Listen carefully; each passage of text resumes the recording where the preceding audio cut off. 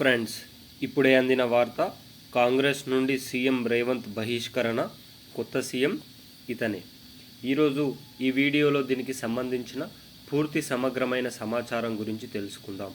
ఎవరైనా మొట్టమొదటిసారిగా మన ఛానల్ని చూస్తున్నట్లయితే చూసిన వెంటనే లైక్ చేయండి, అదేవిధంగా షేర్ చేయండి, అదేవిధంగా కామెంట్ చేయండి, అదేవిధంగా సబ్స్క్రైబ్ చేసుకొని బెల్ ఐకాన్ ఆన్లో పెట్టడం వల్ల ప్రభుత్వం నుంచి వచ్చే ముఖ్యమైన సమాచారం నోటిఫికేషన్ రూపంలో రావడం జరుగుతుంది. తెలంగాణ కాంగ్రెస్లో విరోధాలు బయటికి పడుతున్నాయని చెప్పుకోవచ్చు.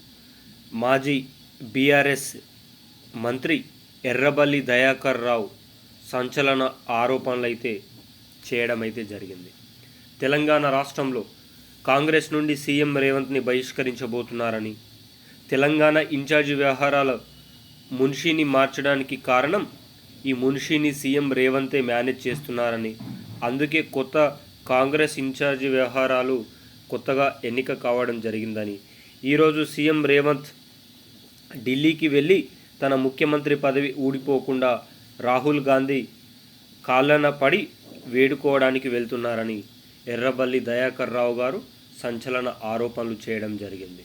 అయితే దీనిపైన కాంగ్రెస్ శ్రేణులు ఏ విధంగా స్పందిస్తారనేది తెలియజేయడం జరుగుతుంది. ఏది ఏమైనా తెలంగాణ రాష్ట్రంలో రాష్ట్ర ముఖ్యమంత్రిగా అత్యంత పిన్న వయసులోనే అధికారాన్ని చేజిక్కించుకున్న సీఎం రేవంత్ అన్నకు కాంగ్రెస్ పార్టీలో ఎన్నో కష్టాలు ఎదురవుతున్నాయని చెప్పుకోవచ్చు.